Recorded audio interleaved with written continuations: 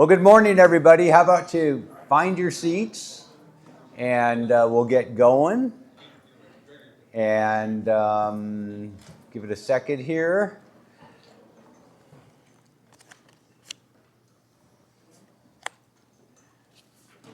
Oh, wow, it's quiet. Let's not have too much quiet here today because we really want to hear from you. Yeah, now it is. We took it off mute. That helps. People wanted to mute me for you. Okay. Well, good morning, everybody. I'm Larry Saslaw. I'm the president of the Tulare Basin Watershed Partnership. On behalf of the partnership, UC Merced Agriculture and Natural Resources and Secure Water Future, I want to thank you for being here today to join in the conversation about this year's theme, the past, present, and future of the Tulare Basin. We chose to feature this theme to recognize and share the now released second edition publication of our guest speaker, Gregory Collins's book, 7 Generations, Past, Present, and Future. I happen to have a copy right here.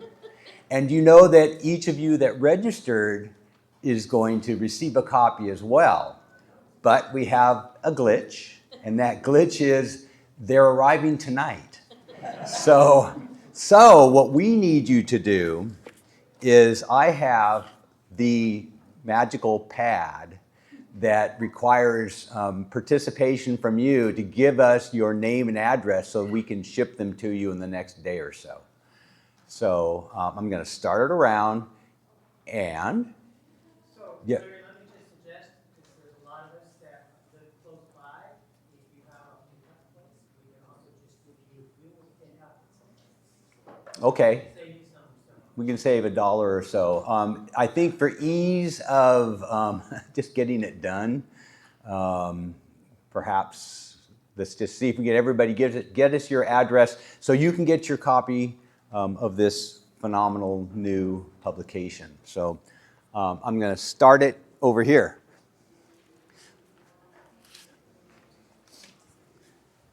All right.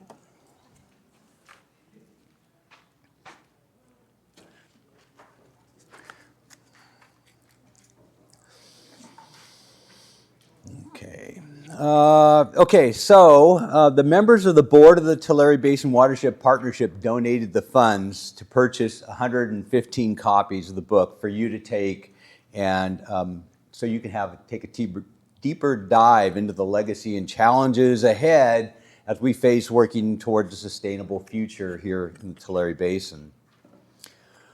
We're working to link the upper watersheds and the lower watersheds in the Valley Floor in a whole watershed approach.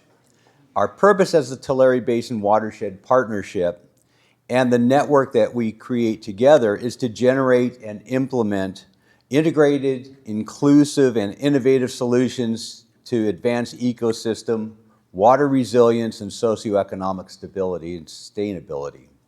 By working together, we hope to meet our big goal to establish and enhance watershed health and resilience across the Tulare Basin by 2040.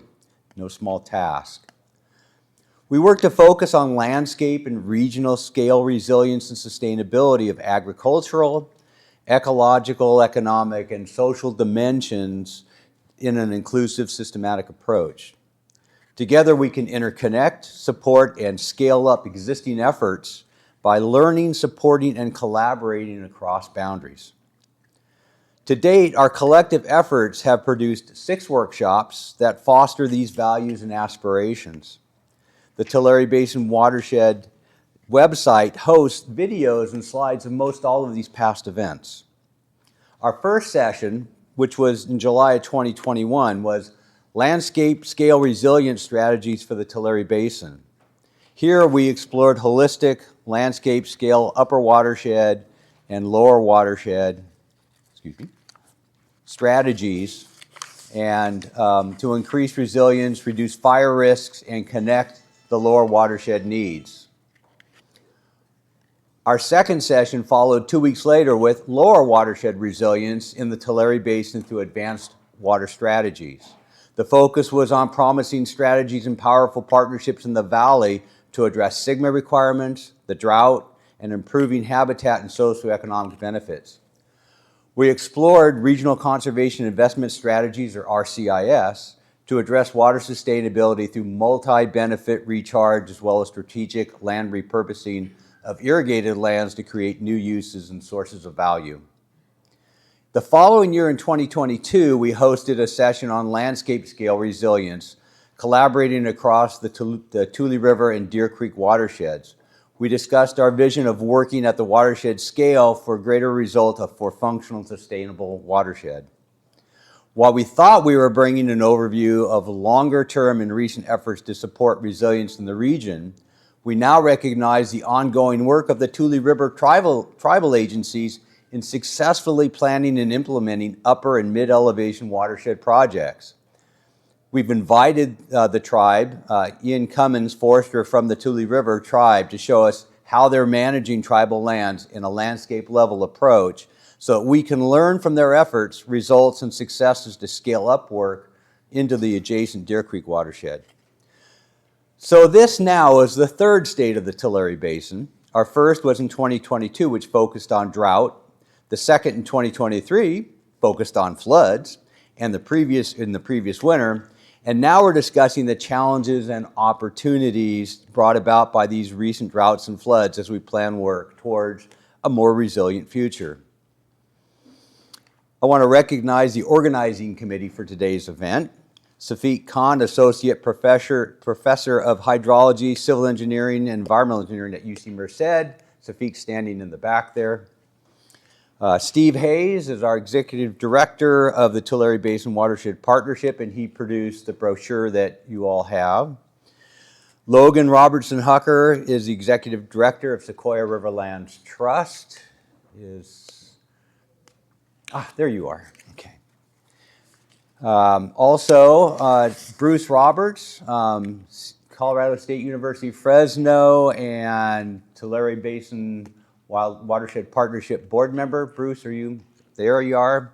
Richard Harriman, also a board member of the Tulare Basin Watershed Partnership. We've had tremendous support from Lauren Parker, Managing Director of Secure Water Future and the Valley Institute for Sustainability, who produced much of the materials for the Save the Date and the brochure as well. And then we have student support from Jack and Barnu and Sahir and Anshanik and Shiri and Rui as our technical people capturing what we're doing here today. Importantly, the restrooms, you may have noticed, are out the door past the registration desk, where they're both the men and the women's out just a couple of meters from there. Emergency exits are going to be out this door, any of these doors here, and which hopefully we won't need, but let you know that. Okay, so at this time, I'd like to introduce Steve Hayes, who's the Executive Director for the Tulare Basin Watershed Partnership, to introduce Robert Jeff, who's the Vice Chair of the Tachi-Yokut's Tribal Council, to commence the tribute to the first people and share reflections on the Tulare Basin and the indigenous peoples with whom we share this place.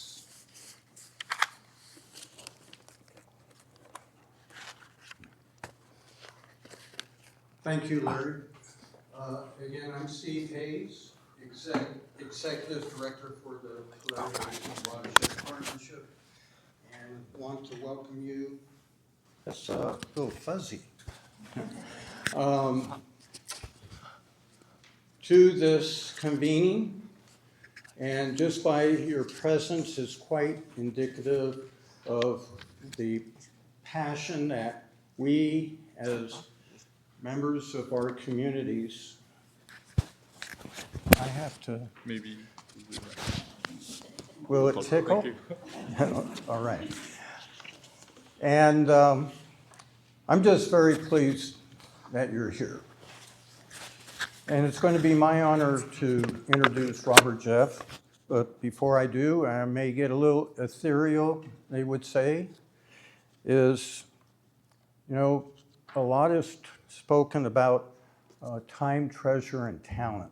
I don't know if you've heard about those 3 T's, but there's a 4th one called tenacity or perseverance. And in the last multitude of weeks, Recording in progress. I guess you gotta click OK.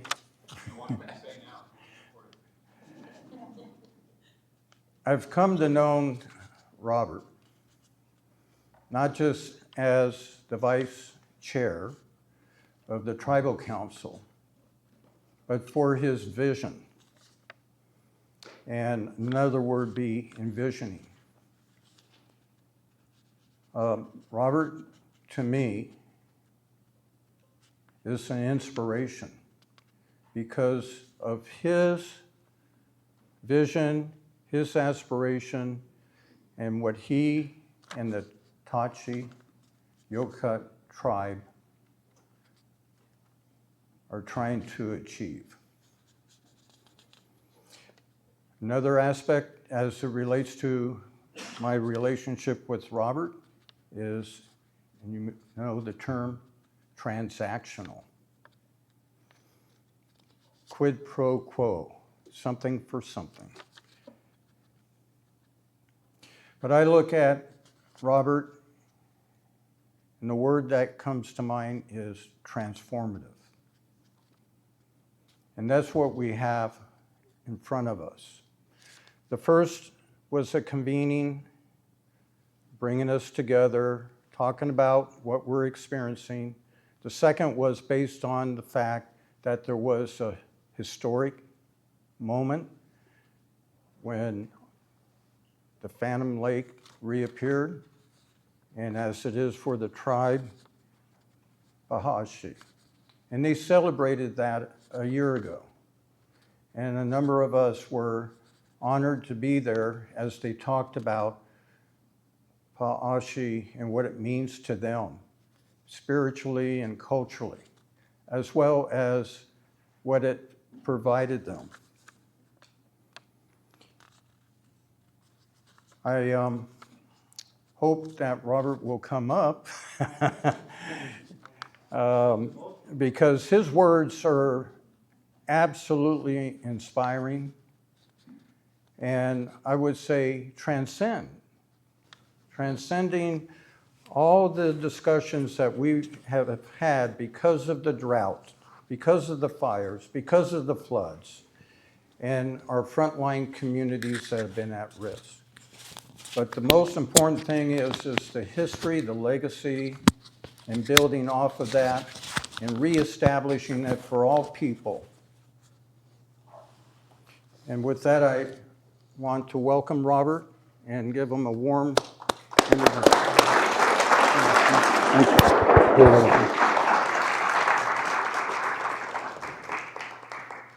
Hiet, Nimhoyo Stompna, Nata Tachi-Yokut. Good morning, everyone. My name is Robert Jeff, and I'm Tachi-Yokut. And I come to you guys again in a good way. Open mind, open body, open heart. And I come to you guys to let you guys know that my heart is a little at ease after last year. You know, when I came last year, I did not know what to expect. I did not know what to say. I did not know what to do. I came here by myself with one other person that used to work for our cultural department who is no longer with us. But, you know, the fear that I had in my heart was, you know, what are they going to think of me? You know, what are they going to say of me? What are their opinions going to be of me and of the tribe? Because that's what gets scary when, you know, you start voicing your opinions, but ultimately you want people to go gamble at your casino. You know, you don't want to make people mad, you know. So, you know, I really come with a really genuine heart. You know, I always tell people, you know, because a lot of people, you know, when they talk about Tachi, they, oh, ain't that where the casino's at over there? But where I want to get eventually is be like, hey, is that tribe that lives over there north side of the Tulare Lake, the Pa'ashi? That's the vision that I have. But I know that the tribe, in and of itself, can't do it alone. So as last year, after I spoke last year, and I opened up and I told everybody that I wanted to build relationships. I wanted people to come ask me for my card, and I wanted to go get cards from other people. The turnout was just a little overwhelming, because I had so many people reaching out. But it felt good. It felt good because I learned that there's more people that care for this land like I do. There's more people that have visions of fixing some of the wrongs that are happening out here. And I didn't understand how much work was actually being done until I stepped off the reservation for a little bit to see and learn from the people out there doing the work. And I just want to apologize real quick, but before I keep going, I do want to say that I'm honored to be here. I'm honored to be here on this land. So I want to make sure that I extend my thanks and my gratitude for the spirits of this land, for allowing me to be here, for allowing me to make it safe here. And I pray that I'm able to make it home safe again with my family to continue the work that I'm doing today. But one of the big things, you think about the past. I could talk a lot about, how our people lived, what we did, why we did it. I could talk a lot about what happened to our people. But I think we're past that, because I think a lot of you guys know already, what happened to our people, what happened to the land, what happened to the water. A lot of you guys know that already. But what's happening today and what warms my heart is I was just on a tour yesterday with the community, with the Audubon, that really showcased that there's communities out here that are in a lot worse shape than ours. And for as much as work that we've done up until now, to know that there's communities out there like the one that I seen yesterday, the one I heard about yesterday, well, not just yesterday, but even before that, I've been hearing. So, but yesterday led up to even me learning more about what their challenges are. So what I like to do is I like to empower people. I like to empower communities to believe that as we hold hands and as we talk, as we get together, that energy that we're bringing amongst each other is going to showcase. And we want it to be able to be attractive to other people to understand that, hey, communities are coming together now. You got all the environmentalists coming together. You got the farmers coming together. You got everybody else coming together to figure out what's best for us. I drive over here this morning, I see these signs that stop wasting our damn water. Well, if it's our damn water, then let's make it our damn water, Let's do something about it. Because it is our water. This water doesn't belong to anybody. For the people that first inhabited this land, we didn't come over here and say, that's ours. That's ours. We're going to extract that so that we can build some capital, so that we can pass some money on to 7 generations? Because I don't want to pass money on to my 7 generations.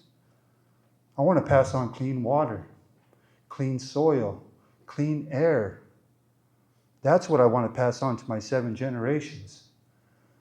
So as I build these relationships, that's what I'm telling. That's what I'm telling people, is that I don't come in here as a tribe saying we were here first. That's our water, because that's not what we believe. That's not who we are as Native people. We never had to farm this land. We've never had to farm this land. And this land housed the highest concentration of Native Americans in anywhere in this country, of its size. And we never had to farm. Because the resources that Ba'ashi provided was enough for all of us. And when we think about the Tachi people were one of the biggest tribes here in California. And when we had our lone whistles, our ceremonies, you know where they all wanted to come? They wanted to come down to the valley because the valley was rich with resources. And today, when I want to, and I say this a lot, when I want to go on vacation, I want to go fishing, I want to go hunting, I want to go hiking, you know where I go? Not here in the valley. And that hurts my heart. It hurts my heart that I can't, well, I'm not going to say I can't, but it's hard to find places in and around my area that I could do these things. And that's what I want to do. When we talk about water, all I want to do is touch it. I want to feel it. I want to play in it. I want to fish in it. I want to be a part of it. That's what I want to do. Once that water gets down here to the valley, I don't care what the farmers do with it. I just want to play in it. I want to fish in it. I want to know that it's clean water. You know? Then you guys could farm it. You know, I feel like our asks are not too big. But when we start asking, we realize that, oh man, this is a huge ask here in California. But our communities are coming together now, and we're starting to voice our opinions. And yesterday was an amazing time to be able to showcase just that. Because we were talking at the beginning, and it was supposed to be just, Tachi, and the community out there, and a couple of organizations, and it turned out to be about, 35, 40 people out there, and it was beautiful. The tribe, BLM was out there, Tim was out there talking about co-management with the tribes. We got Point Blue now out there with the tribe. We got a grant where they're going to be putting trails and plant identification markers along our slough. Before last year, our thought of having people come out and try to help us within our community, the way that I see it now, it wasn't happening. And one harsh reality that I learned from last year was that a lot of you were having a hard time finding a way to get into the tribes. And that hurt my heart because we're all about life. Tribes are about life. All my relations after we say our prayers, that means all of you. That means the land, that means the water, that means the air. That means all the animals that walk with us. The visions that we have as a tribe. We only have 3,500 acres. And I know my time's coming up. And time goes by quick when you start talking. But when we, I'm sorry, I lost my train of thought. 3,500 acres. Okay, all we have is 3,500 acres, and I was trying to try to find what I was talking about. But all we have is 3,500 acres. 3,500 acres. When we were once one of the biggest tribes here in California, dwindled down to 35 acres, 3,500 acres. But yet we still, within those 35 acres, want to conserve and preserve that land that we had to purchase back for we're paying a lot of money for when we buy land back. But we still want to be able to preserve and conserve some of that land. We've got the 30 by 30 here in California. We're kind of piggybacking off that right now. To know that even though we have just the 3,500 acres, that slough that runs through our community, we want to make sure that there's corridors that go along with us as we grow. So if we're going to buy 1,000 acres over here, there's going to be a corridor that comes from our slough that goes into that property that we just purchased.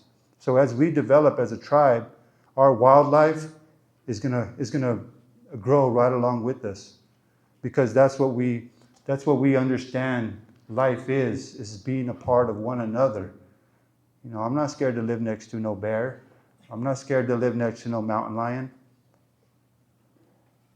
because I know that they belong here. They're more scared of us. They got to fight for their lives.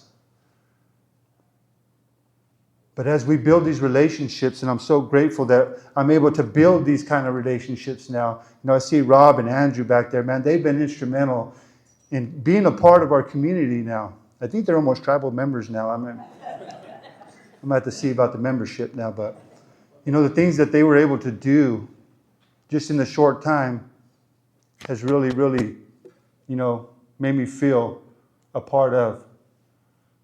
Because for the individuals that came out to our community to see the struggles that we're dealing with, that means so much to me and my community, because you guys are able to see what we're going through and try to help out where you guys can. So as we start thinking about what we need to do, these next steps, what I've thought of, this is my work badge. It has my work title. But that's not who I am. I'm Robert Jeff. I'm a Tachi-Yokut, but I'm also a human being. And once we start sitting down and talking like human beings, taking off these badges, and really getting down to what us as human beings need, we're going to get somewhere. But if we keep putting these things in front of us that don't mean nothing to us as human beings, we're never going to get nowhere. We got to look around at each other like the humans we are. Because there's only one race in this world, and I think we all know that. But yet we sit here and we think one thing's more important than the other. And if we feel like we're doing the right thing, you know, there's a lot of people that have a lot of power. And one of them is not us. But when you think about the resources that are being used to make a lot of money, you know, we're not a part of that. But yes, we're the first people of this land. And if we're going to continue down the path that we're going down now, and we're not going to care about the human beings, give us some power. Because we're a sovereign nation here, just like California. And what we want to do is we want to help the people of this land. We want to help everything of this land. Because that's what we've been doing since time immemorial. We just had a little setback because our way of life was taken away to live this way of life. That now we're struggling, and we're looking at traditional or tribal ecological knowledge now as a solution. You know, if we thought about the tribal ecological knowledge from the past, I don't think we'd be in the shape that we're in now. We'd have a balance of nice, beautiful farms, with nice, beautiful rivers, with nice, beautiful communities. And I think that's what we all want. We want our communities vibrant. We want our communities to understand that we love them, because right now there's communities out there that don't feel the love of California. They don't feel the love of America. And that hurts my heart as a tribal leader, because from the beginning, when colonizers first came over here, we knew there was enough resources for everybody. But America didn't think that. You know, and that's what hurts my heart, because right now we're all struggling. We all feel the pain. But until we come together, we're just going to be in each other's way. And before I go, I just want to thank you guys for allowing me to be here. I want to thank you guys because I don't stand here alone. I stand here with generations and generations that stand here with me. I got my Wuk-Chumney relatives right here in front of me. It's good for them to be here because they're a non-federally recognized tribe that deserve their recognition because they're Native people just like we are. They deserve the same or even more than what we have now because they struggled a lot longer than we have. But before I go, I'll first pick up my badge. Because I got to be a tribal council member now again. But, you know, it's a beautiful time. And as I stepped here this morning and I'm in and around where I go, you know, the feeling that I'm getting that everybody's starting to feel the connection. as a tribal member, as a human being, I feel like there's enough people out there right now that we could really make a good impact to. And I'm not saying we go out there and we shut down all the farms or we, get rid of all the environmentalists and just worry about the tribe. I'm saying that we all can do this together. We can all do this together, and we could all make something really special happen for us here in California, us here in the Central Valley. We have a beautiful, beautiful landscape. We just got to reimagine it. We got to come together and repurpose some of this land and really make it a beautiful place for all of us. So until I meet you guys again, if you guys don't know me, come get to know me, come get my card. If you guys do know me, keep on me. Keep dragging me out of the office, because right now it's hard for me to get out of the office sometimes. But when I got you guys calling and wanting to meet and wanting to see our land, it gets me out of the office and I can put my boots back on. And that's what I'd really love to do. I really love to get out there in the field. I'd really love to be a part of who you guys are too. Everything that you guys are doing. Whether you're a farmer, environmentalist, or whatever you are, I want to go in there and learn. Big shout out to the regenerative farmers too out there. Because you guys are really looking at a way to try to help out. So again, I thank you guys. I hope you guys get whatever you guys came here for today. And I just wanted to open this up and really get you guys to know that the tribe comes always in a good way, with a good heart, with a good spirit. And we never want to make anybody feel like you guys are not a part of us or we're not a part of you guys, because we're all a part of each other. Oh. Well, at this point, I want to invite Rob Hansen up to introduce Greg in our next session of 7 Generations. Thank you, Larry. I'm very honored to be able to do the wonderful little task I get to do right now. When my wife and I lived out on the Creighton Ranch Preserve, a piece of Boswell land out near Corcoran back in 1982 and 83, the year that, the last time the lake came back even bigger than in 2023. We moved into Visalia, and one of the first people that I got to meet was a young man who was, for me, a mentor, teacher. He was teaching ecology at College of the Sequoias, where I eventually got a full-time teaching job after leaving my years with Nature Conservancy. And Greg Collins was one of the first people that I had a chance to meet there.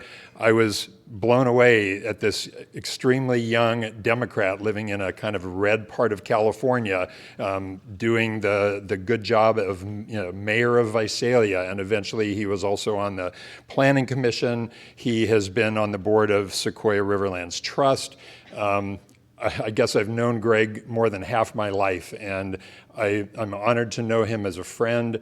The good that he has done in his role as a planner, a professional planner for cities like Exeter and Woodlake and Kerman.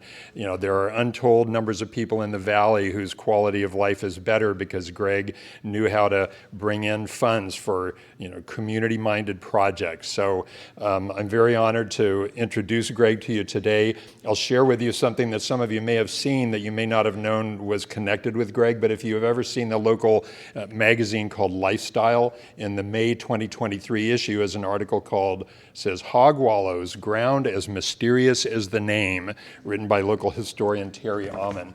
Well, Greg is currently the steward of a piece of phenomenal ground, a 10-acre property in the little community of Lind Cove, and it's called the Lind Cove Hog Wallow Preserve. It preserves the most extreme Mima Mound topography with vernal pools of any place you can find remaining in the Central Valley of California. It has our state soil on that particular property. It has plants like soaproot and Mariposa tulip. I mean, just phenomenal things that are important to the local native people. And so Greg has been stewarding that, trying to figure out a way to get some prescribed burning going on in there. Many of you know that the tribal people in California are doing what's often called good fire, cultural burns, to help get rid rid of non-native grasses and encourage the beneficial plants that are, for medicine, for food, for basket making. So, Greg has been doing his utmost to try and do that on that property. So the property had previously been owned by Tulare County Historical Society. So I'm probably going off on a tangent here, but with that, I'd like to introduce to you Greg Collins.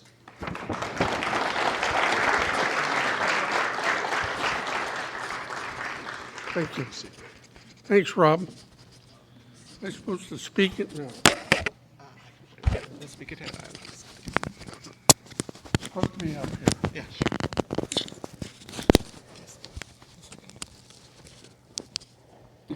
Okay. Thank you, Rob, again. Before I start my presentation, I hope this book that we've written, my buddy and I, my best friend, captures some of the comments that Robert shared with us. And before I begin my presentation, I don't want to forget this. We have a couple of tidbits in the book. And for those of you that know of Frederick Law Olmsted, he said, make no small plans.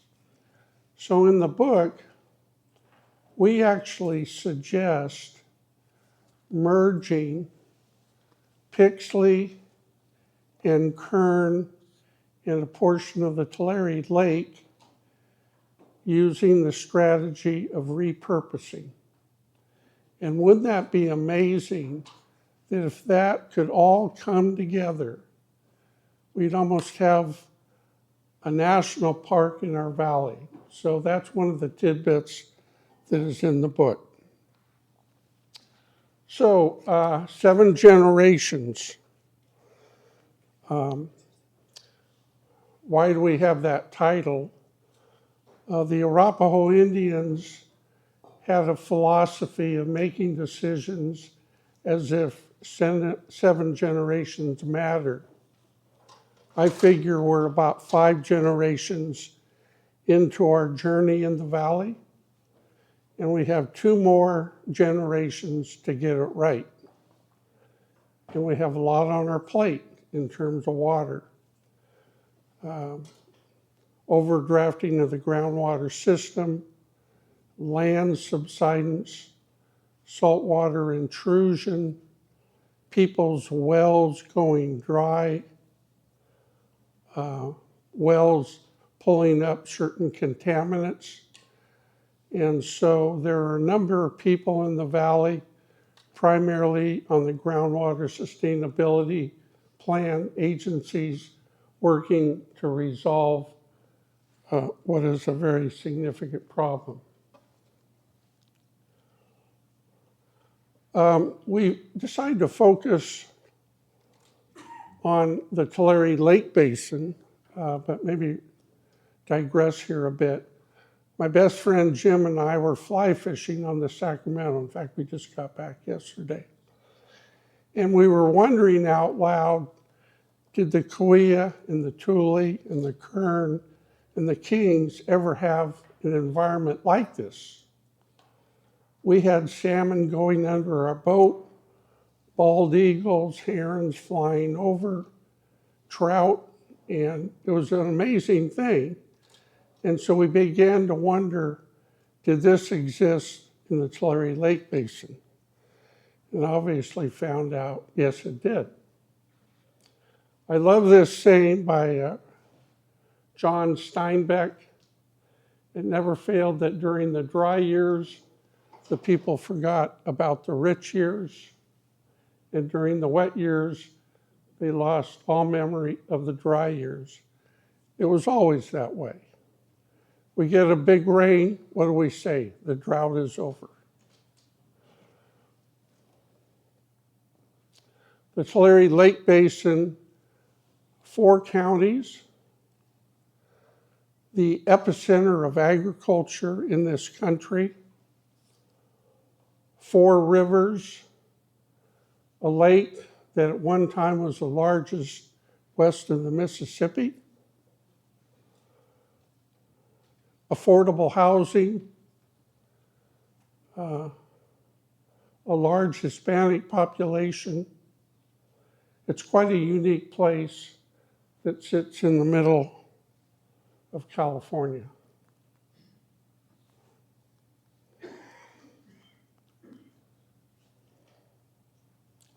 As I indicated, the Tulare Lake Basin is the epicenter of agriculture. You can determine that by the statistics on your left. But I think John Steinbeck was talking about this chart to the right. That's 118 years of cataloging what has occurred in the basin in terms of precipitation. And when you add up the numbers, about 53% of the time we're going to have a good water year, and 47% of the time we're going to have below normal, dry, or critical.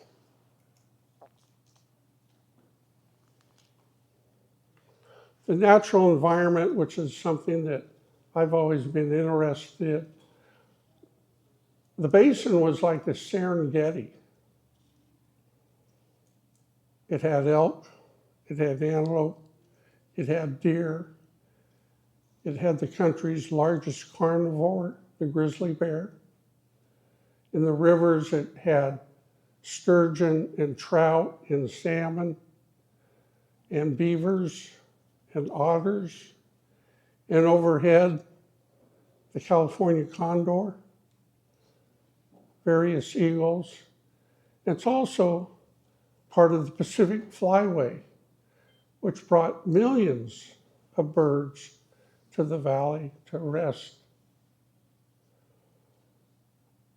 One of the things that's really made my day is to hear that the Yokuts have released beavers up on the Tulare River.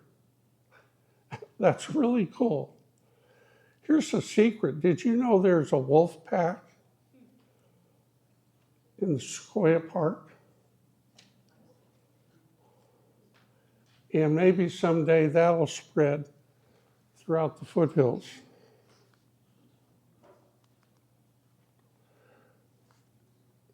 Okay, I didn't do that. First Nations, the indigenous people.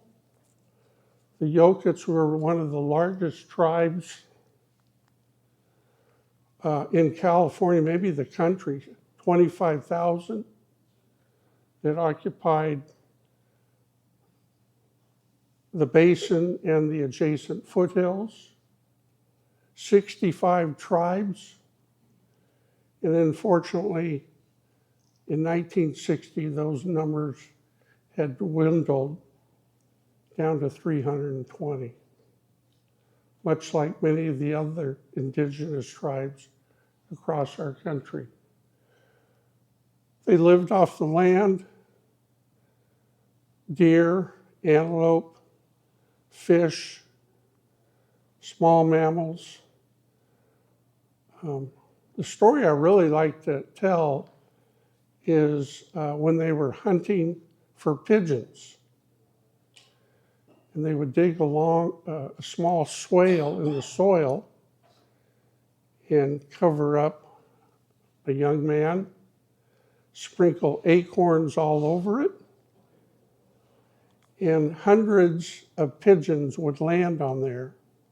And the job for the young Indian was to simply reach up and grab them and collect them.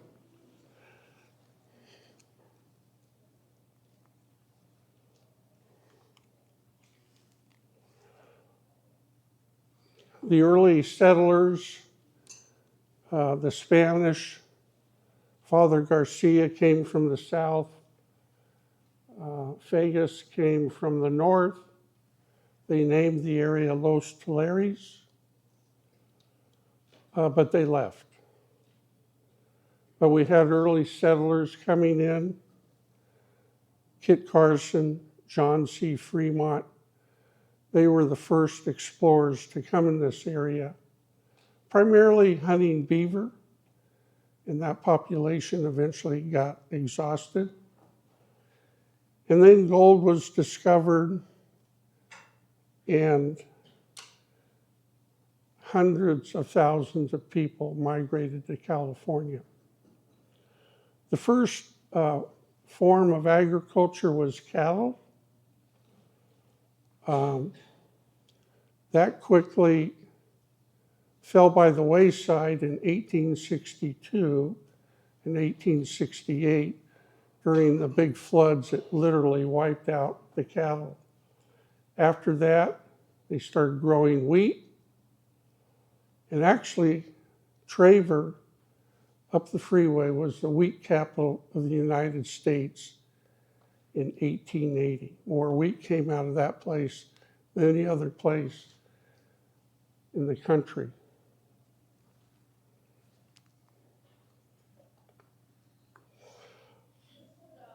From cattle to wheat farming came the railroad and dividing land up so it could be sold. And the railroad played a very interesting role in that they were the largest landowner in the country and in California.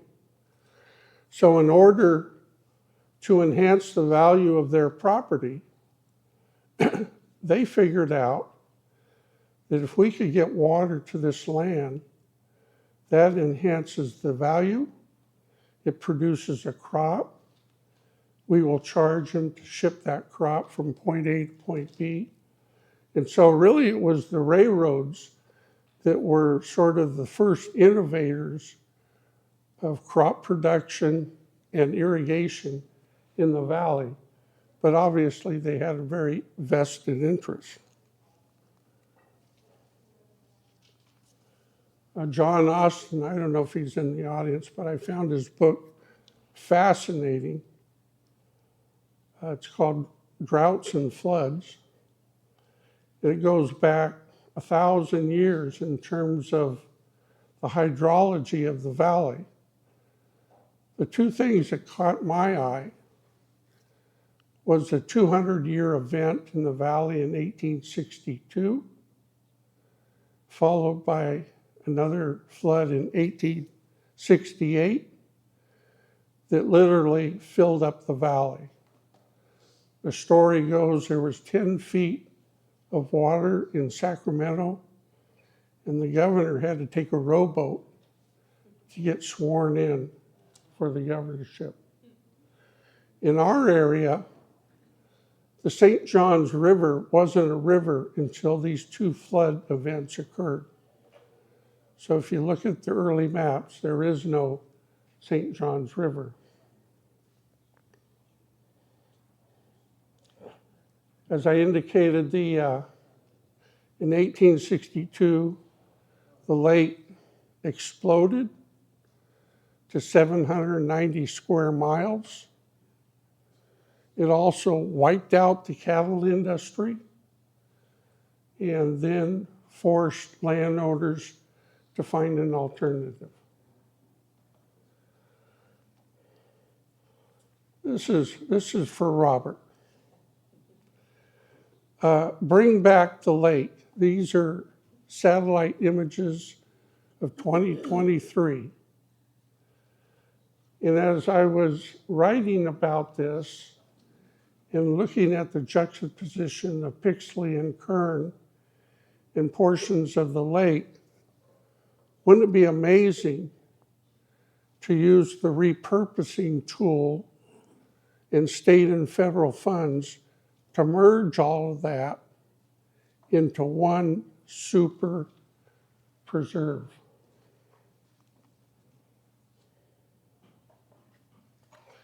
That would rival some of the dams that have been taken out.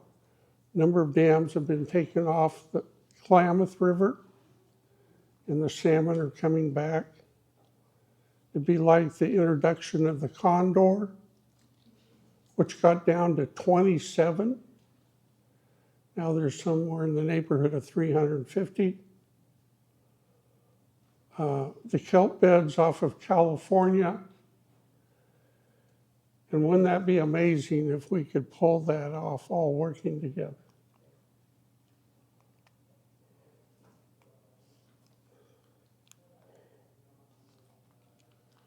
Okay, come on.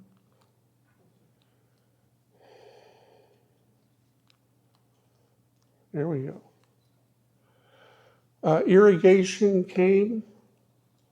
Early irrigation was artesian wells. Later, the centrifugal pump was invented. And once those two began to progress, land was irrigated throughout the valley. Today, we have 5.6 million acres of land under irrigation. And now you can see why we have a overdrafting of our groundwater system, land subsidence, saltwater intrusion in the Bay Area. The Kuya Subbasin, which I sat on for 5 years, had a milestone of 2.5 acre feet per year. If you look at these figures of crop types, especially at the top, they're all around 4 and above. And so therein lies the problem. The GSAs have set a limit in terms of how much you can pump, but on the ground, they're far exceeding that.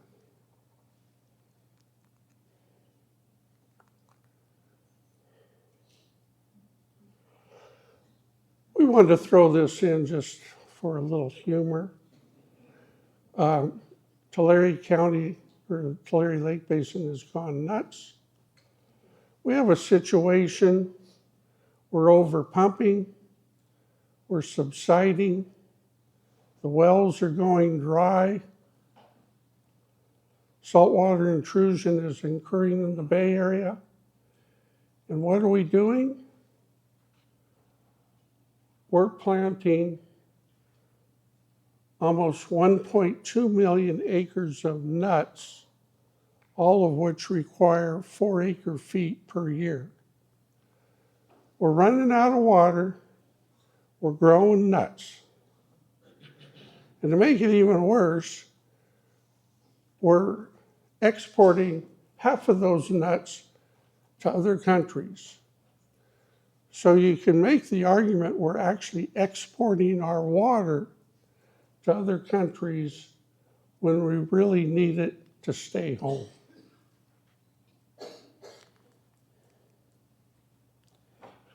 I thought it was interesting,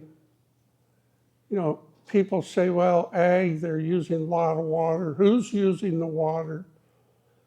These are the 4 counties in the Tulare Lake Basin.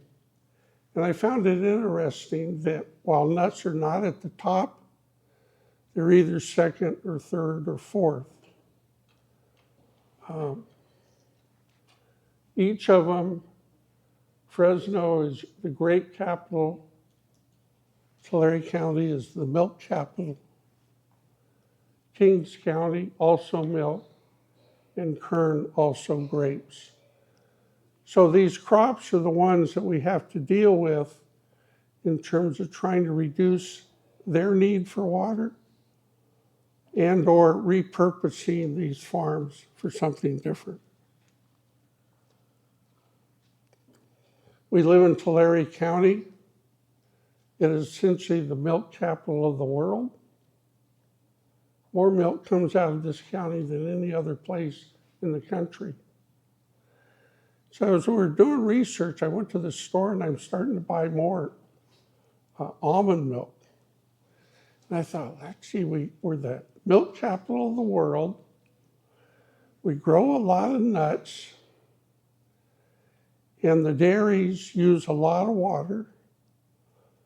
What if the public began to shift from milk to oat milk to almond milk, thereby disrupting the dairy industry, but at the same time using less water? food for thought.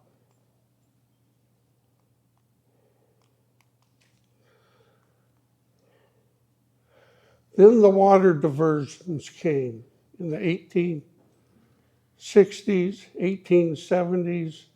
Irrigation districts were created, and man discovered we can pipe, we can put water in canals, we can build ditches, and we can transport that water to areas that don't have water.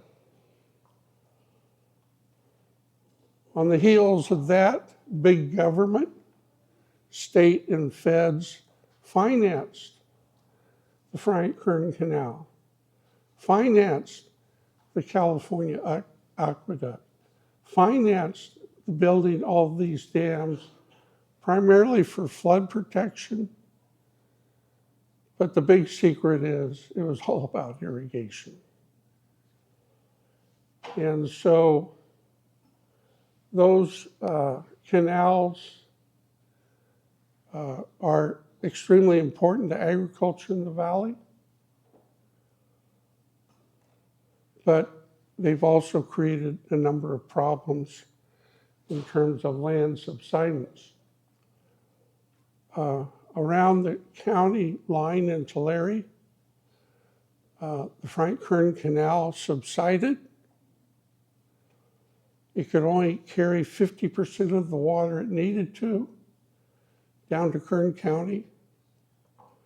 So we had to spend $250 million to resolve that little problem. And guess what? They've discovered it's subsiding again.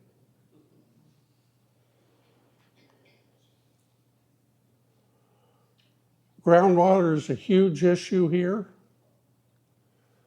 The upper right is the water table under the city of Visalia. Down in the lower right is a very famous photograph of a gentleman standing next to a telephone pole that really points out the amount of subsidence that has occurred in this area.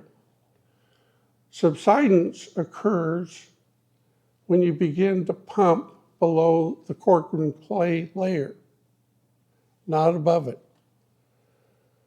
When you pump below the cork and clay layer, that clay layer subsides and it cannot come back. So it's an irreversible impact on the landscape. And subsidence has issues: Frank Kern Canal, ditches, roads, pipelines. And so it's a very significant problem. During the drought, we also discovered that many people had shallow wells. In East Porterville, there were 4,000 residents that were without water for a year because they had very shallow wells and the water table dropped. Paralleling that, we discovered that when we overpumped, we began to pick up contaminants. In the lower right is all the various water contaminants that exist in the valley. And unfortunately, the smaller disadvantaged communities cannot afford to retrofit their wells with activated carbon filters. And so the dropping water table really has a very serious impact on disadvantaged communities throughout the valley. As a young biologist out of UC Santa Barbara, I was having a conversation with a friend of mine who was sort of a water guru. He's complaining that all the water going to the ocean was wasted. And I'm thinking, I'm in a biology class for 4 years. Nobody ever said that. The farmers say it, but it's not based on reality. First of all, The water going in the Tulare Lake Basin does not go to the ocean. That's fact number one. Only in huge years, 1862, 1868. Number two, water going to the ocean is not wasted. You have fisheries, you have saltwater intrusion, you have estuaries, you have coastal areas that require that sediment to come down. Yet that seems to be finding itself on the billboards throughout the valley.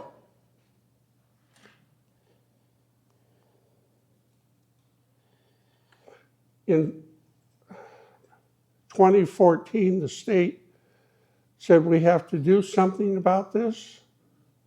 I find it interesting, 10 years later, we're still doing the reports. Some of them are successful. Some GSAs have been put on probation. But these are the objectives that the state laid down in terms of solving the groundwater system in the Tulare Lake Basin. And each groundwater plan had to have solutions to these objectives, or they were put on probation. In talking to a farmer, they were laying this out, and I said, you know, I got to put that argument in black and white, because there is another side of the story. If we don't use surface water, then we have to pump. If we pump, the groundwater system goes down. If we're pumping deep enough, we're subsiding the land in an irreversible manner. So they have a good point. And it's really all about balance. Because given their wishes, they would take all the water out of the San Joaquin, leaving none for estuaries in the Bay Area and the fisheries in the Delta. So there's got to be a balance point.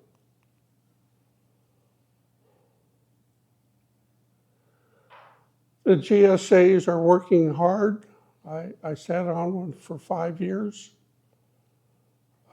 They go to hearing in another month or two. I think the Kauai one might be one of the few GSAs that gets their plan passed. Now the solutions. Fact number one. Agriculture uses 95% of the water in the valley. Fact number two. The urban areas have been under water conservation policies for a number of years and actually have significantly reduced their consumption of water on a per capita basis, even though the communities are growing. The Green Building Code, taking out one's lawn, watering days, the cities are doing a good job. So, if we're going to solve the problem on an agricultural front, what tools in the toolbox do we have? Solar farms, drive to the coast. Dryland grain farming, they did that in the 1880s. And finally, the magic bullet, repurposing. And what do? How do you repurpose land? What do you repurpose it for? Where is that repurposing taking place? As I indicated early on, we have a wonderful opportunity to repurpose a portion of the lake bed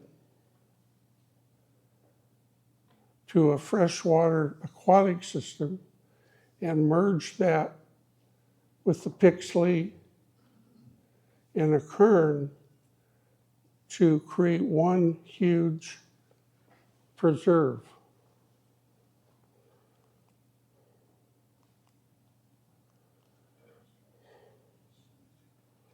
On the urban front, which is where I operate, you can recharge water on the site. They're called bioswales. You can take out your lawn and replace it with drought-tolerant plants. You use the street as a capture of rainfall and reduces water runoff. It also reduces the ambient temperature in the neighborhood.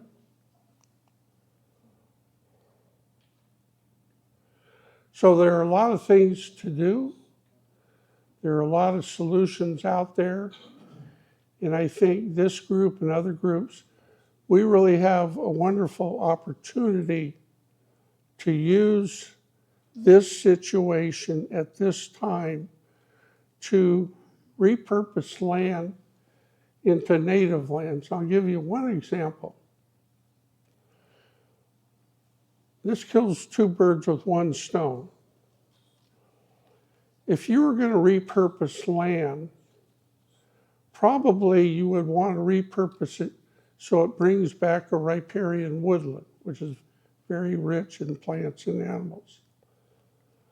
So you would look at land adjacent to our rivers, to our creeks, and you get more bang for the buck because the soil adjacent to those rivers and creeks is very permeable. So you get enlarged riparian woodland, but you also get great groundwater recharge, which benefits everybody. So if there were a program for repurposing, I would start on lands adjacent to our creeks and rivers. So that concludes my presentation. There's a whole bunch of additional information in the book called 7 Generations, and I hope you'll enjoy the read. Do I get to take questions? We're running a little tight on time now. Okay, one question? Okay, one question. Okay, somebody give me your best question. Come on. Okay. It's been fun. Thank you, folks.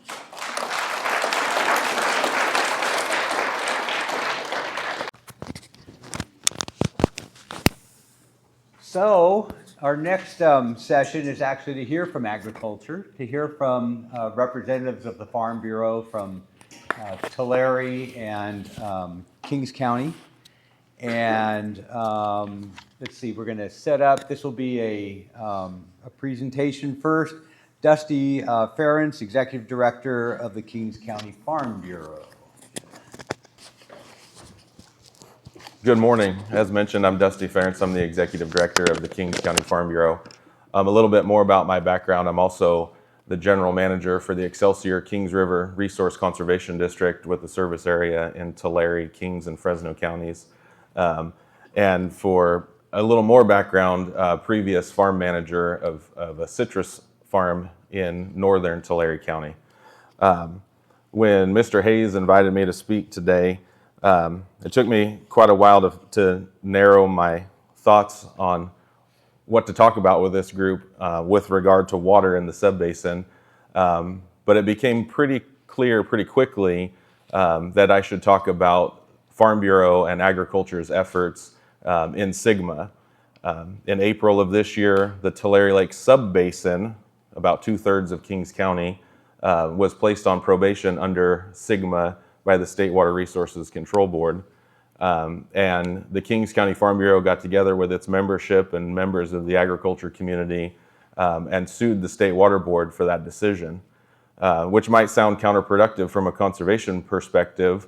However, as has been mentioned many times here today, We can't look at these individual issues in a silo.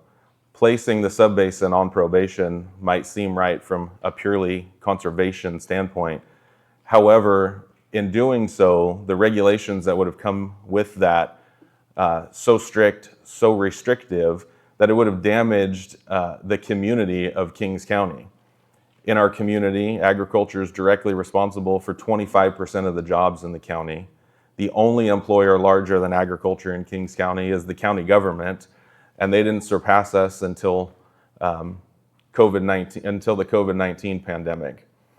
What's interesting and important to think about there is when you look at other industry sectors in the county, there isn't a sector that comes anywhere near agriculture as far as the number of jobs.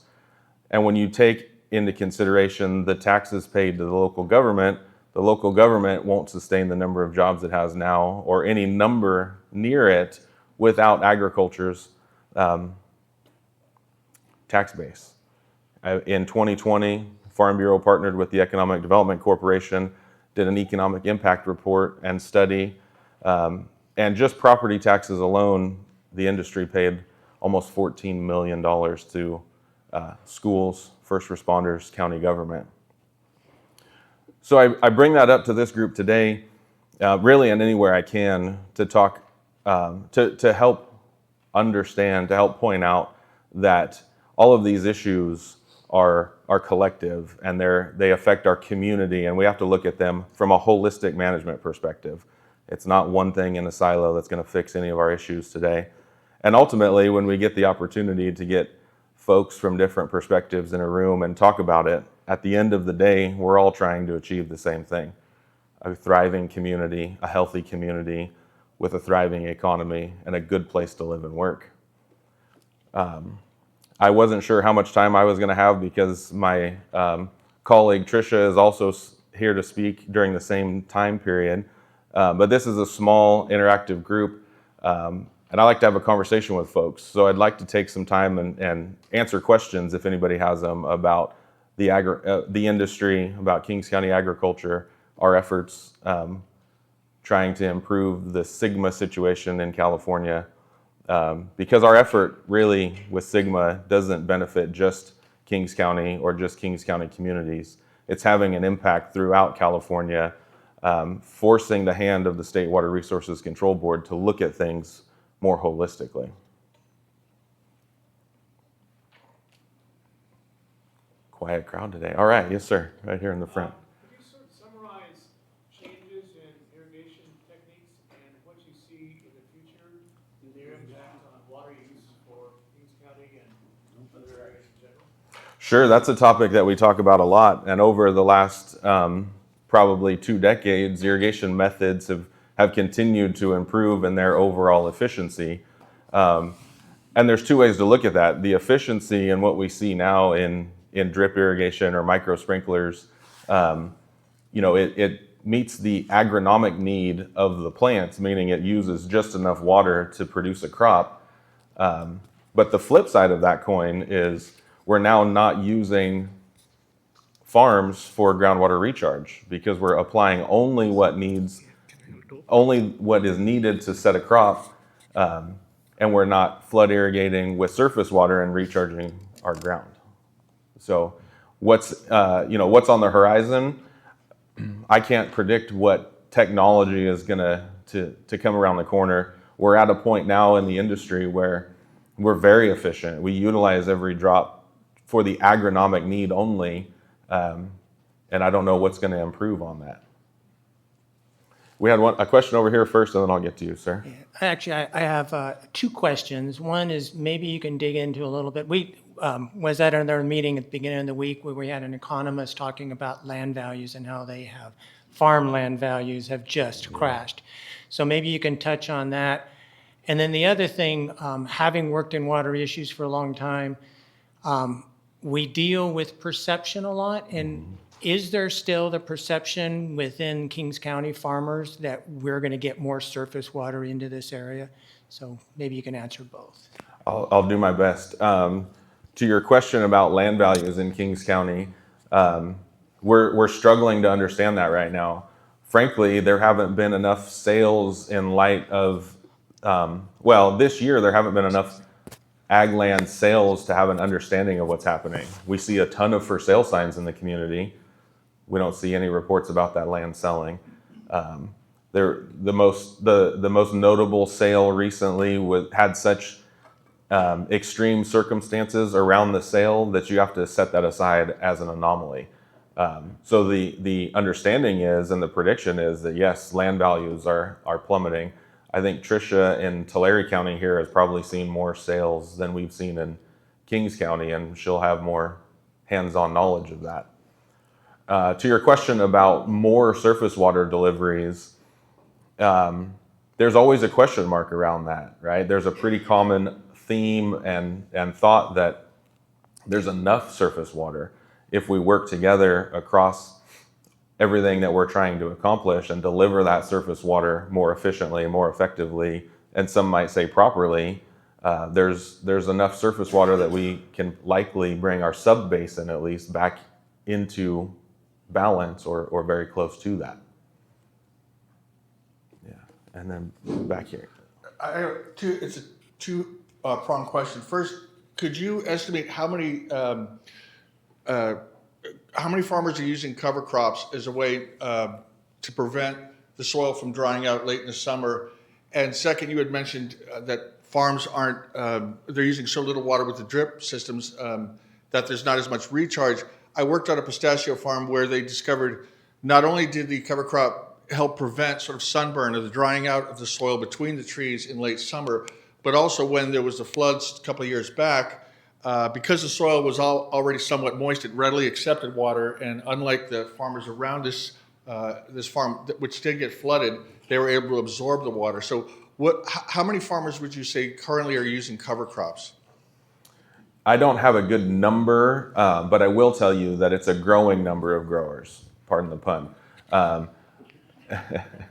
Our Resource Conservation District this year was awarded a Healthy Soils Block Grant from CDFA. And of the 23 projects that were approved in our first round of funding, I believe all of them had a cover crop component. So it's a growing tool. I talk with some pretty large growers on the west side into Fresno County that fly cover crop seed onto all of their almond and pistachio trees, and they do it wall-to-wall, berms and everything. So it's a growing practice out there for the understanding that it helps prevent erosion, it helps with water penetration. There's a food safety component and a harvest management issue that some growers are struggling to figure out, but as more and more do it, they have examples and they've got some peer-to-peer learning opportunities, and it's becoming more and more adapted. How has the biochar and the composting increased the amount of water retention, and how much is that being used within the agricultural community? From what I can tell, there's not a lot of biochar being used. However, composting is a pretty regularly applied tool, along with those Healthy Soils grants that we funded this year. I think 6 of the 23 were compost application. At least 6 really were. 6 were producing on-farm compost to be applied on-farm, and then nearly half of them applied purchased compost to be applied on-farm. What percentage of the acre how much application is done per acre for composting? Oh, that's crop specific and agronomic specific. It really varies depending on what you're growing and what your operation is. Mm-hmm. Hey, Dusty. Can you speak a little bit to the history of cropping systems in Kings County and how farmers have really been the innovators of responding to changes in markets and how that could influence their stewardship of land going forward and responding to new market demands that may not be the crops of yesterday, but maybe the land of the future? Yeah, we're going to go deep on that one. If you look at every year, the Ag Commissioner is mandated to put out a crop report for a county. And you look at that over time, and cotton was king in Kings County forever, and we still hold that moniker, actually. We're still the largest cotton producing county in Kings County. but that equates to, in my tenure, the highest number of acres of cotton planted in the last 9 years has been 90,000 acres. I think we're somewhere around 60,000 acres this year. And of those 60,000 acres, I think everybody wishes they didn't grow cotton this year. It's been a tough year. But there's two things that come into play when you're making cropping decisions, right? It's the economic value of the crop and the availability of water to produce that crop. Cotton can be, I hear varying opinions on cotton's water consumption, but as growers, as agriculture, that's adaptation, right? You have to go from dryland wheat when there's not enough water to an irrigated crop, so you can pay your mortgage and pay your employees and afford to eat at the end of the day. And that goes to the question earlier about water efficiency and water technology. These decisions are made so that a farm can thrive and can pay bills and hire employees and be part of the community. And that's what we're seeing. Kings County is probably, I believe, last time I looked, the second largest producing county of agave in California. Fresno's number one with a couple hundred acres, maybe 300 acres. Kings County is number two with, 60 or 80 acres, right?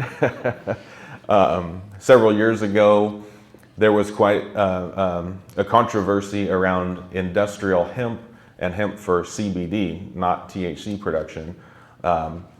The Farm Bureau and the county and the Ag Commissioner got together and developed a permit process so that industrial hemp could be grown in our county. And we had something like 600 acres registered, and we had about 400 acres planted, and I think we sold about 3 acres worth of hemp that year.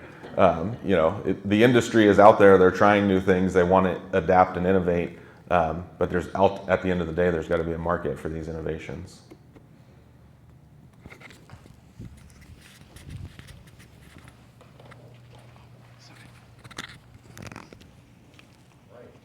I think we had one more question, sorry. Oh, one over here too. Okay. Kings County Farm Bureau has sued the State Water Board. That's correct. Could you tell us about why you have done that and what you hope to accomplish? We did that because the State Water Board illegally placed the subbasin on probation under SGMA. The State Board has a role to play if the Department of Water Resources deems that they need their assistance. The State Board, however, didn't follow the Administrative Procedures Act, violated SGMA itself, violated the California Water Code. And what we hope to achieve in that is to allow the subbasin enough time to properly formulate groundwater sustainability plans that satisfy the law so that we can all work collectively together to maintain an industry that is supporting our community while protecting our most precious natural resource, which is water. You look skeptical. I'm happy to answer more questions. I'm sure we'll get into the weeds if we do that. Okay, we had a question over here, and then I think I'm done. Yes, are you looking for opportunities for either grazing land or native rangeland, some of the land to go back to what it was? Farm Bureau doesn't have a position on what a landowner should do with their land. We're also managing the conservation district. We want it to be a holistic approach that revolves around community. We can't have a community, we can't have a thriving agriculture industry without the economics that come with that support our towns and cities in the county. I think I was told that was my time. Yeah. Thank you. Thank you. Oh. And next, we have, Trish Blattler from the Tulare County, and another perspective. Well, good morning. I'm Tricia Blattler. My husband, late husband, Robert Blattler, actually worked very near to that picture for many years. And so I always take a moment to kind of think about what spring of 2023 looked like in our worlds. He was a soil moisture monitoring agronomist for the Boswell company, and spent a lot of time trying to strategize how that family business would respond and adapt and deal with the scrutiny and the challenges and the media attention and all the different pieces of the puzzle that came together when that area of Tulare Lake Basin flooded in spring of 2023. So I don't work in, obviously, Kings County, but I represent and have the same type of role that Dusty has here in Tulare County. I've been with the Tulare County Farm Bureau for 17 years, and in that time have certainly seen a lot of shifting conversations about agriculture and water use, and hear a lot of information. Some of it is factual, some of it at times is not so factual, about how important the agriculture water piece is here in the Central Valley. I think Dusty laid some really important fundamental concepts that certainly all farm bureaus support and recognize as a core part of what we do, and that is we try to provide advocacy to create a community and an industry that is open to adaptation, is innovative, is creative, and is willing to look ahead several generations in some senses to figure out how to do the next right thing. And agriculture certainly has been a big part of the landscape here in the San Joaquin Valley for the last century plus. And as we tackle everything from floods to droughts to the implementation of the Sustainable Groundwater Management Act, with that has brought a lot of unique changes to land use decision making here in the valley. Most of our farm bureaus are still very much characterized by small and mid-sized family farm ownership. We represent a lot of businesses that are trying to understand how to make their farm have an economic and profitable center that they can pass along to their next generation. And so SGMA, I think, for all the challenges it has created, it has also created a dialogue that was lacking here in the Valley around some of these important topics. And it brought together a really diverse set of stakeholders. It brought together rural interests, but it also brought together rural communities, disadvantaged communities, landowners, public and private, investment. And it's taking, as we expected, it's taking a long time to see baby steps in how some of our GSAs are creating that change. Change does not happen quickly, and when we are looking at how private ownership and land use decisions are made on an economic level, the piece that we focus on with water is really significant. No one is out there trying to make land use decisions without the knowledge of how certainty and water predictability will play into whether their land transitions to another generation.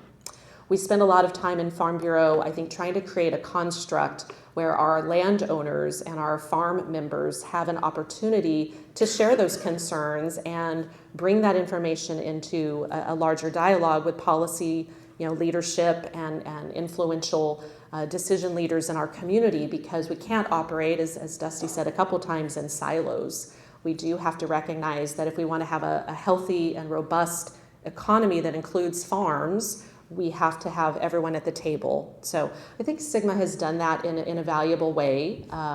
In Tulare County, we've heard a lot of the GSA participation focus on the fact that it's creating the haves and the have-nots. There are going to be landowners that always benefit from the availability of surface water, and there are always going to be landowners that are at a competitive disadvantage because of the lack of surface water.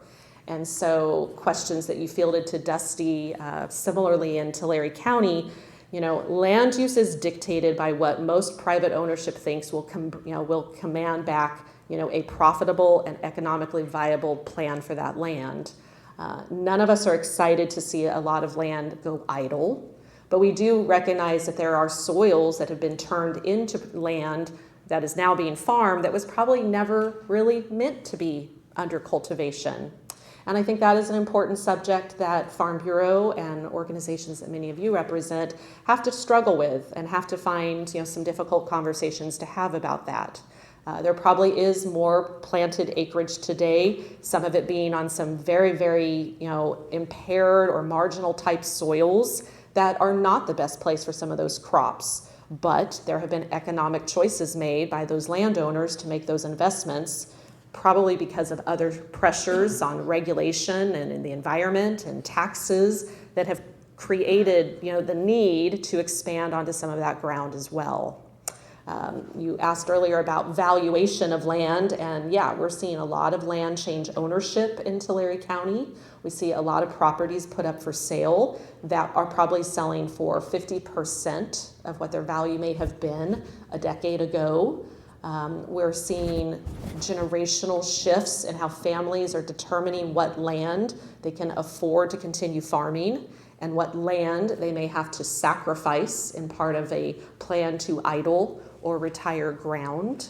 A big piece of that is coming out of the SGMA constraints because we are literally creating, dashboards within our GSAs where landowners are having to make decisions about where they place their water, how much of a cost is associated with that water, and how much acreage might they have to set aside in order to use that water to its highest and best use on their best ground. So the real estate market has been very, very interesting to watch for the last several years in Tulare County. One of, I think, our Farm Bureau's biggest concerns about that is seeing the consolidation of land belonging to fewer and fewer owners of land. We always have believed that having small and mid-sized and large family businesses and vertically integrated corporations are a good mix. But we don't want to just see all of that land owned by 3 large farming entities that control 15 or 20 or 30,000 acres of ground. We also see the introduction of a lot more outside investment. We see hedge funds and pension funds, teacher retirement funds that are purchasing land in this region and farming it on a very speculative, short-term nature. And when their board of directors in Canada decides it's no longer a good choice, they discard that decision and move on to the next investment, leaving behind them often nuisanced properties that are unfarmable, untenable, or create challenges for neighboring farms around them. And we also don't see the local investment. When those hedge funds come to town, they don't support the Little League teams. They don't pay for raffle tickets. They don't come to your nonprofit events and support your schools and communities like local family farmers do. So I think those are some of maybe some of the observations that I would share with you about where agriculture and the water conversation is in Tulare County. It's a lot more diverse in terms of cropping patterns than our neighbor in Kings. One of the really emerging crops that we've seen that small farms have really benefited from are, some of our production in the area of like blueberries. That crop really took off in the last 25 years here and has created, a new marketing sector for mixed berries and blueberries and farm to table, and we see farmers markets thriving, and those are all good additions to our conventional farming landscape in Tulare County. But we are still the dairy capital of the United States, even with bird flu. There are still nearly 300 dairies in our county trying to operate. I will tell you that they are great conservationists of water. While that's not always the story you hear, they on average recycle water on their dairies about 8 different times before it is recharged back into their fields and lagoons and used for alfalfa and corn and silage production.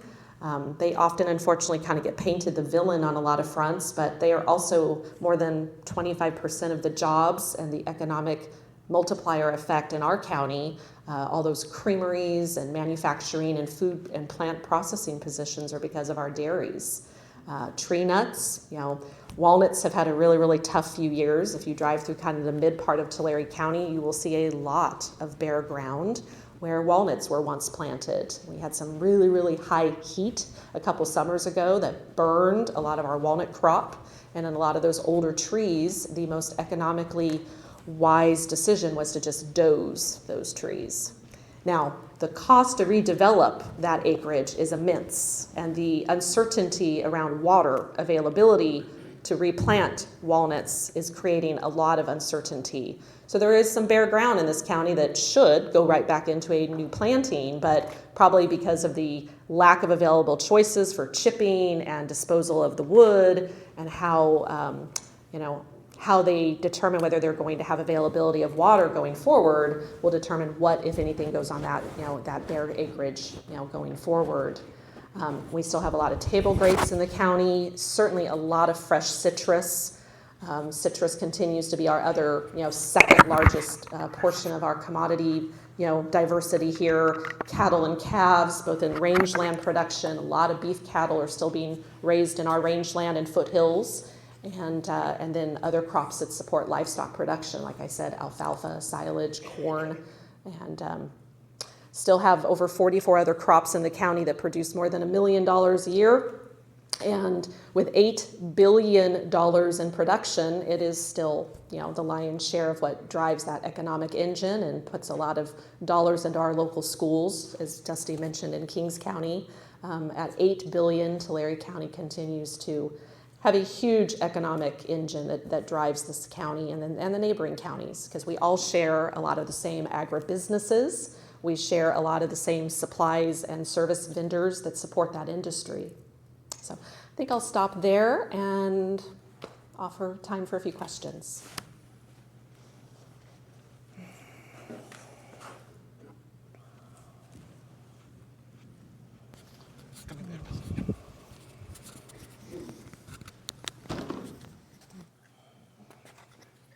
So interesting on the hedge fund and the investment stuff. My understanding from talking to some of the representatives is they're not buying anymore. They're actually looking to get out. And I'm assuming when you said that, that was what was going on 5 years ago. But that goes to the idea, working for one of the environmental groups and trying to envision what we can do. We usually talk about, well, can we buy big parcels of land that, and we don't have the funding to do like tens of thousands of acres, but 100 acres or something like that. You had talked about the farmer who's looking at it says, well, if I've got 100 acres, I'm going to fallow 30, 40 of those acres and farm on my best acres. So we had somebody telling us the other day in another meeting, it says, yeah, so what might be coming up are small parcels, small things here and there. And so maybe just a little bit of discussion where you think there are opportunities to, when we start talking about land retirement and other things, where it may be bigger places as opposed to small little parcels, and what we might be able to do to figure out how to work through this. So I know that in the Tulare collective set of subbasins in Tulare County, there's quite a bit of investment that is being made right now through the state of California, through the multi-benefit land repurposing fund that has awarded some pretty significant grants in the region. I sit on the MLRP Stakeholder Advisory Committee for the Cahuilla subbasin, and I know we've got another meeting coming up here shortly where we're probably doing our final synthesis or analysis on, 7 or 8 projects related to that very subject. And there was a lot of thought that went into how do we craft solutions in allocating that funding to not just award a project grant to someone with a large swath of land, but support some of these smaller operations that are looking for assistance on 20 or 30 acres. And there's still, at the end of the day, has to be an economic piece to whether that makes sense. Most of the projects that the Cahuilla subbasin is looking at in terms of awarding funding for idling of ground or creating some type of recharge or habitat-driven conservation plan. A couple were considering introducing trails or walkable spaces for the public to access. That still has to be balanced and tempered alongside the need to create an environment that is conducive to farming. And so we encourage small operations to look at some of these avenues with their GSAs and with partners like Sequoia Riverlands Trust. I think that there is a place at the table for those conversations, and it's important to try to find some solutions for those smaller acreage people, because without some of those solutions, what used to be profitable at 100 acres is probably going to be quite less profitable when it becomes a 60-acre block. I represent a lot of farmers that collectively may have 500 or 1,000 acres, but they are farming on the scale of this 18 acres of caracaras and this 12 acres of ruby navels and another 14 acres of these Atwoods and another 12 acres of these Valencias. And they all have unique characteristics around, you know, climate and cultural costs and labor and what does the pack out look like and what packing house will they work with this season and will that command enough price to cover their cultural costs for another season. And so even a farmer with 500 acres is still operating in a context of having to decide 12 acres at a time what makes economic sense. And that does create a lot of challenge in terms of trying to plan and understand what your, you know, profit margin may look like from one year to the next.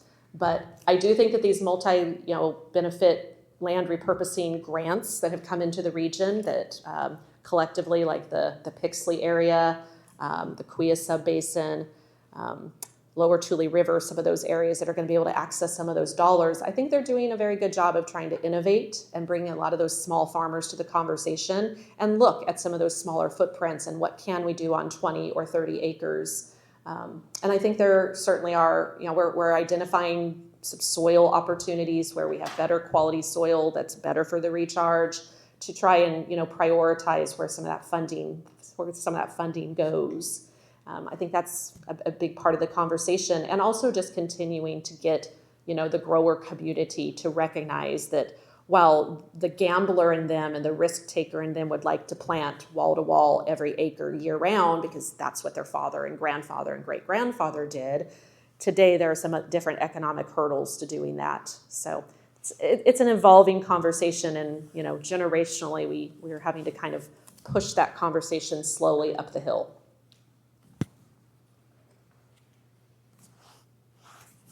There's an interesting dynamic in Tulare County with regards to Sigma, in that half the county, more or less, is in probation. The other half looks like it's officially out of the woods.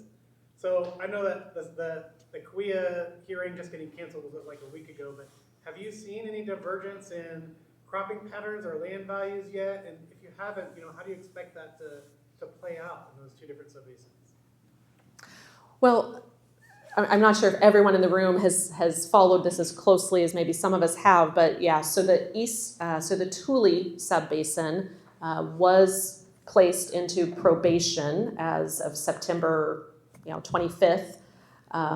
But there were several GSAs in that Tule subbasin that were granted good actor exemption. And those good actor exemptions mean that they are really not going to be held to the same economic penalty or sanctions that a couple of the GSAs will be held to. So the Tule Basin is a really evolving and constantly kind of changing landscape. And I have to admit, I know a little bit less about the Tule end of our county than I do the Kuya end of our county. But I think that certainly we've seen some very progressive and early engagement, like around the Tule Land and Water Conservation Trust being established, which was already in the works even really before Sigma was created and made into law. You know, there's some really good efforts down there that are being led by dairy producers and farmers and conservationists and groups that are in this room today that I think have been, very innovative in trying to get ahead of this and understand where could we place our efforts to most benefit conservation and support the continuance of farming our best lands.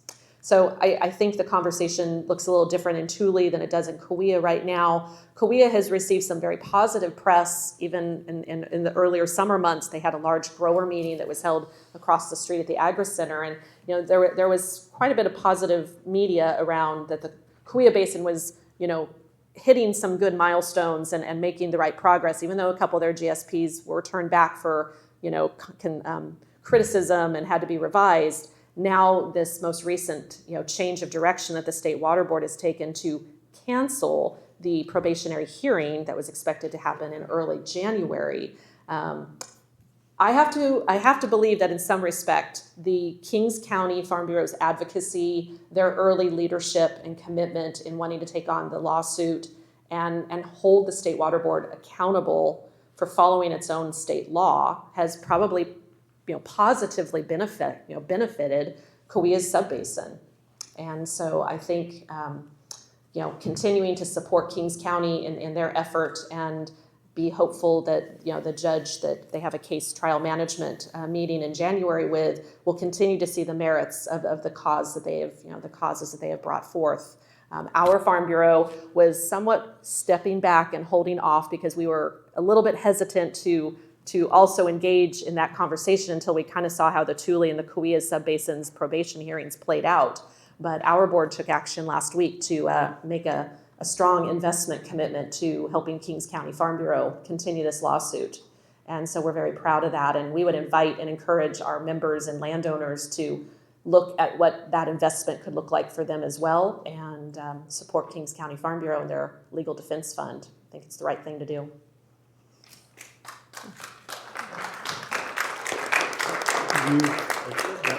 You've already touched on some of my question, but I thought I'll ask it anyway. And you also touched on innovation. I'm just curious to what degree is the Farm Bureau and the county more broadly really looking at sort of new cropping crops, new cropping strategies, new processing facilities, ways to help growers, especially smaller growers that don't have the ability to do any kind of economic or market analysis. To what degree is the Farm Bureau looking at some of these new, the next agave, the next industrial hemp, is there some version of winter wheat that actually is profitable? That because you keep hearing things like that. So, and also the processing side. Sometimes it's an issue of providing the packing, the processing that actually makes a farm viable. So I'm just curious, to what degree are you looking at that as well as sort of this land repurposing decision making as well? Well, I would invite you to spend a little bit of time on the California Bountiful website. If you just type in California Bountiful, you can find a quick link on any search browser. California Farm Bureau, which is our parent federation, created the Bountiful Foundation as a 501c3 arm of just research. And unfortunately, we're losing the director, and hopefully he's going to be replaced with another individual soon. But Dr. Ami was a very good lead director for the last several years to that Bountiful Foundation. And the entire charge of that foundation has been to help look at some of these economic questions and market strategies and maybe project with a crystal ball, where do we think California agriculture needs to be in the next 5, 10, 15, 25-year horizon. And so I think a lot of that type of research and discovery has been handled well within the Bountiful Foundation. Here on the County Farm Bureau level, that's a little bit less of our actual role. It's not necessarily what's in my day-to-day workspace or wheelhouse, but we have followed Bountiful for the last 5 or 6 years now as they've rolled out some really great programs, everything from a beginning farmer and rancher mentors program, which in itself is a really critical aspect of trying to help succession plan for California farms. We can't even begin to talk about changing crops or what the marketing or cropping strategies may look like if there is not someone willing to step up and farm that ground as dad and grandpa retire. And that is really a significant challenge with the aging population of farmers in California. We do not have a pipeline of people in that 25 to 40-year-old age bracket that are just lining up to take over family farms with the costs of the estate tax and the costs of just trying to compete in a California business environment. So the Bountiful Foundation has invested a lot of resources and received a USDA rural funding grant to support a beginning and transitional young farmers and ranchers mentorship program. I think that one is going to pay some dividends and helping us look at helping families do succession planning and maybe matching some young entrepreneurs up to business opportunities here across California. I've been pretty excited to watch that one kind of launch the last couple years. They have also taken some grant monies through CDFA for healthy soils and some of those programs as well. And I think with Dr. Ami's involvement, there had been a lot of good research that had been done, even demystifying some of those unfortunate numbers that get spread around that ag uses, 80 or 90% of all the water in the state. Ami has done some phenomenal studies to kind of ground check and ground truth some of that information and put some better information out about developed water supplies and what share goes to the environment and ag, which is a very different number than you often hear in public media and in presentations like you heard earlier this morning. So I think Bountiful is a great place to start, and I would encourage you to check out California Bountiful's website. Yeah. All right, well, thank you very much. I think, Thanks, Kathy. hey, Larry, do I get to use this microphone first? Well, okay. Okay. So, I think Dusty and Tricia are great advocates and in some ways apologists for agriculture in this area in California. And as a producer of some of that beef that was mentioned earlier, but also as a trained ecologist who lectures and teaches regularly on sustainable and regenerative agriculture, I think it's important to point out, given the talk about economic sense and siloing, the bigger picture in California about agriculture. This state is the 5th largest economy in the world, and it generates $4 trillion a year in value, 5 trillion actually. And ag in California generates consistently $60 to $70 billion. And if you, and I see you nodding your head because these are numbers out of the Department of Agriculture, if you do that simple arithmetic, it means that ag generates far less than 1% of the gross domestic product of California each year. And that doesn't vary very much since I've been following it in 2018. So I'm curious to hear your comments about those facts and how they fit into kind of the greater good that Robert Jeff talked about, and we're all in this together, and we're not siloing, and how do we face that economic dollar reality that ag doesn't contribute anything significantly to the business end of California? And I don't mean to demean or diminish the lives and families of the people in these 4 counties and other counties who depend on agriculture currently.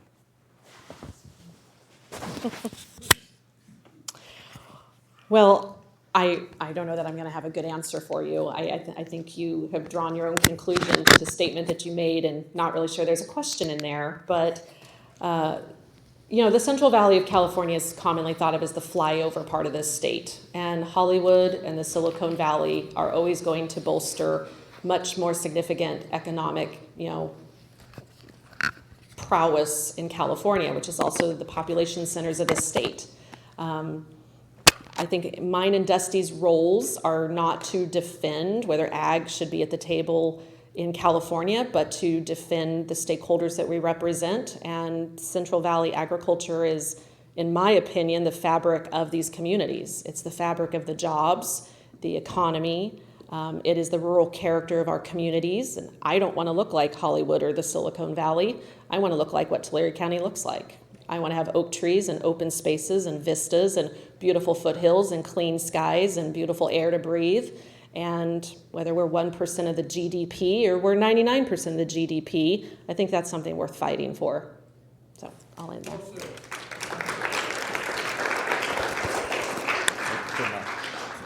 Well, it's time for a break, as your bladders and might be telling you. And so we're going to take about 10 minutes.